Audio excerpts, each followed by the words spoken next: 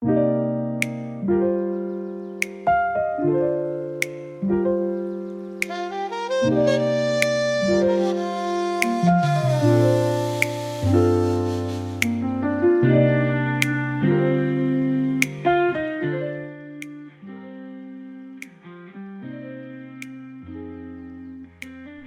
cerdik.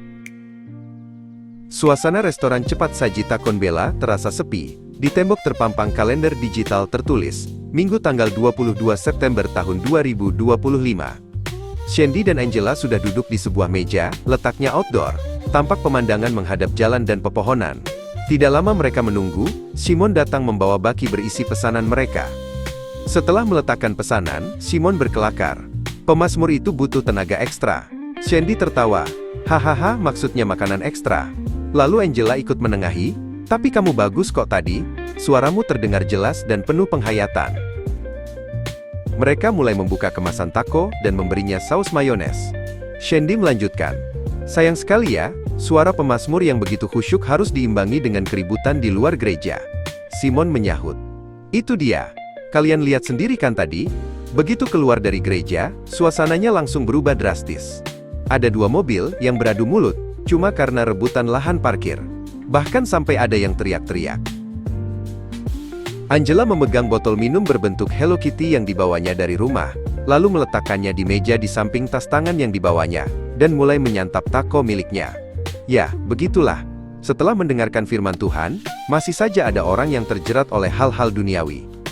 Tadi aku jadi teringat, perumpamaan bendahara yang tidak jujur yang kita dengar di Injil Lukas, bab 16, ayat 1-13.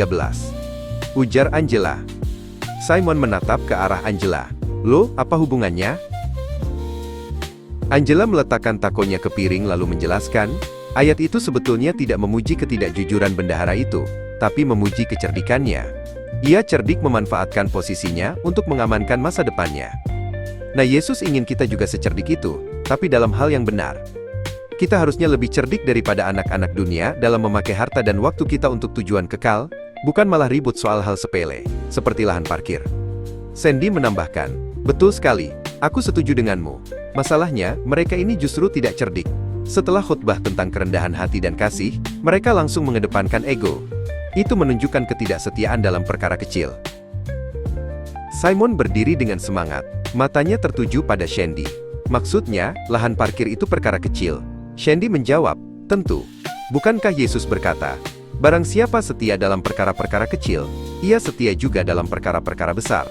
Dan barang siapa tidak benar dalam perkara-perkara kecil, ia tidak benar juga dalam perkara-perkara besar. Masalah rebutan parkir itu perkara kecil, tapi disitulah kesetiaan kita diuji. Kalau soal lahan parkir saja sudah ribut, bagaimana bisa kita bersaksi tentang kasih Kristus? Simon kembali duduk di depan Angela. Justru disitulah letak tantangannya. Mengabdi pada Allah dan Mamon, kata Yesus, tidak bisa dilakukan bersamaan. Lahan parkir itu menjadi mamon yang menggoda, yang membuat kita lupa bahwa kita baru saja keluar dari rumahnya, di mana kita memuji Dia. Jelas Angela. Simon mulai memahami. Jadi, inti dari semua ini, kita harusnya menggunakan waktu dan kesempatan, bahkan di lahan parkir sekalipun, untuk menunjukkan buah-buah iman kita. Bukan malah menunjukkan ego kita. Dari kejauhan tampak Tommy sedang memarkirkan mobil kebanggaannya Chevrolet Impala biru laut. Di samping Tommy duduk Martha. Sambil mengawasi Tommy memarkirkan mobilnya, Shandy melanjutkan. Benar sekali Simon. Perkara kecil seperti lahan parkir bisa menjadi ujian. Kita bisa memilih untuk sabar dan mengalah. Dengan begitu, kita menjadi anak-anak terang yang lebih cerdik dari anak-anak dunia yang hanya mementingkan diri sendiri. Lalu Angela menimpali. Dan kita tidak hanya mencari tempat parkir, tapi juga mencari tempat di kemah abadi. Sebagaimana Yesus katakan, ikatlah persahabatan dengan mempergunakan mamon yang tidak jujur, supaya apabila mamon itu tidak dapat menolong lagi, kamu diterima di dalam kemah abadi. Tommy dan Martha menghampiri mereka bertiga sambil bercanda. Wah, sedang pesta besar rupanya. Lalu Martha ikut menimpali. Siapa nih yang ulang tahun? Simon berdiri menyalami Tommy. Gak ada yang ultah, kita lagi kebanyakan duit aja. Hahaha. Lalu Angela menjelaskan apa yang sedang mereka bicarakan. Martha mengangguk paham dan menyampaikan kata bijak. Cara untuk menemukan dirimu adalah dengan kehilangan dirimu dalam melayani orang lain. Yang dikutip dari Mahatma Gandhi. Kelima sahabat itu saling bertukar pandang.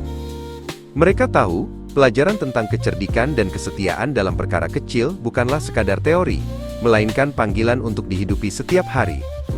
Dengan senyum, mereka melanjutkan makan, siap menjadi terang dimanapun mereka berada, bahkan di lahan parkir sekalipun, menuju kemah abadi.